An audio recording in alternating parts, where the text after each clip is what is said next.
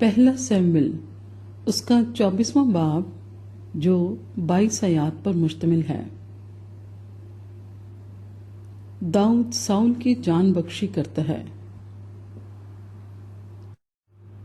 جب ساؤل فلسطینیوں کا پیچھا کر کے لوٹا تو اسے خبر ملی کہ داؤد عین جدی کے بیابان میں ہے۔ سو ساؤل سب اسرائیلیوں میں سے 3000 چیدہ مرد لے کر جنگلی بکروں کی چٹانوں پر داؤد اور اس کے لوگوں کی تلاش میں چلا، اور وہ راستے میں بھیڑ سالوں کے پاس پہنچا جہاں ایک غار تھا، اور ساؤل اس غار میں فراغت کرنے گھسا، اور داؤد اپنے لوگوں سمیت اس غار کے اندرونی خانوں میں بیٹھا تھا۔ اور داؤد کے لوگوں نے اس سے کہا، دیکھ، یہ وہ دن ہے جس کی بابت خداوند نے تجھ سے کہا تھا کہ دیکھ، میں تیرے دشمن کو تیرے ہاتھ میں کر دوں گا، اور جو تیرا جی چاہے سو تو اس سے کرنا۔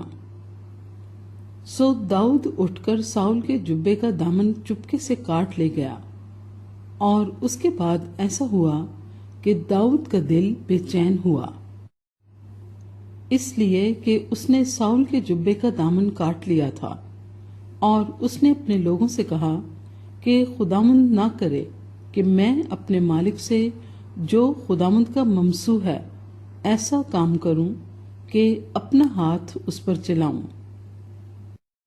اس لیے کہ وہ خداوند کا ممسوح ہے۔ سو داؤد نے اپنے لوگوں کو یہ باتیں کہہ کر روکا اور ان کو ساؤل پر حملہ کرنے نہ دیا۔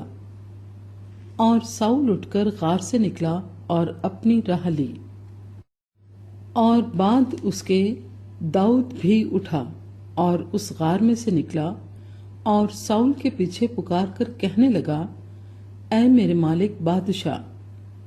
جب ساؤل نے پیچھے پھر کر دیکھا تو داؤد نے اوندے منہ گر کر سجدہ کیا۔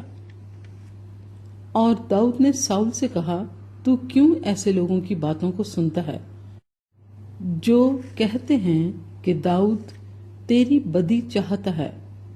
دیکھ، آج کے دن تو نے اپنی آنکھوں سے دیکھا کہ خداوند نے غار میں آج ہی تجھے میرے ہاتھ میں کر دیا، اور بعضوں نے مجھ سے کہا بھی کہ تجھے مار ڈالوں، پر میری آنکھوں نے تیرا لحاظ کیا، اور میں نے کہا کہ میں اپنے مالک پر ہاتھ نہیں چلاؤں گا، کیونکہ وہ خداوند کا ممسوح ہے۔ ماں سوائے اس کے، اے میرے باپ، دیکھ، یہ بھی دیکھ کہ تیرے جبے کا دامن میرے ہاتھ میں ہے، اور چونکہ میں نے تیرے جبے کا دامن کاٹا اور تجھے مار نہیں ڈالا، سو تو جان لے اور دیکھ لے کہ میرے ہاتھ میں کسی طرح کی بدی یا برائی نہیں، اور میں نے تیرا کوئی گناہ نہیں کیا۔ گو تو میری جان لینے کے در پہ ہے۔ خداوند میرے اور تیرے درمیان انصاف کرے، اور خداوند تجھ سے میرا انتقام لے، پر میرا ہاتھ تجھ پر نہیں اٹھے گا۔ قدیم لوگوں کی مثل ہے کہ بروں سے برائی ہوتی ہے، پر میرا ہاتھ تجھ پر نہیں اٹھے گا۔ اسرائیل کا بادشاہ کس کے پیچھے نکلا؟ تو کس کے پیچھے پڑا ہے؟ ایک مرے ہوئے کتے کے پیچھے؟ ایک پسو کے پیچھے؟ پس خداوند ہی منصف ہو اور میرے اور تیرے درمیان فیصلہ کرے، اور دیکھے اور میرا مقدمہ لڑے، اور تیرے ہاتھ سے مجھے چھڑائے۔ اور ایسا ہوا کہ جب داؤد یہ باتیں ساؤل سے کہہ چکا تو ساؤل نے کہا، اے میرے بیٹے داؤد، کیا یہ تیری آواز ہے؟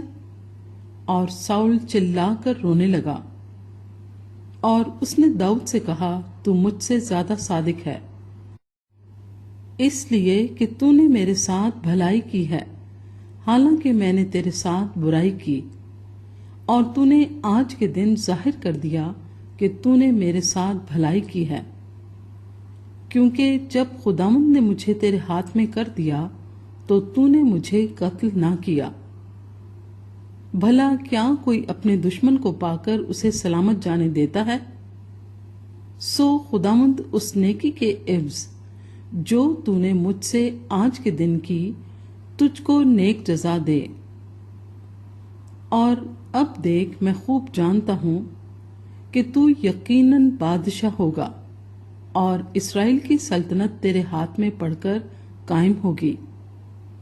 سو اب مجھ سے خداوند کی قسم کھا کہ تو میرے بعد میری نسل کو ہلاک نہیں کرے گا اور میرے باپ کے گھرانے سے میرے نام کو مٹا نہیں ڈالے گا۔ سو داؤد نے ساؤل سے قسم کھائی اور ساؤل گھر کو چلا گیا، پر داؤد اور اس کے لوگ اس گڑھ میں جا بیٹھے۔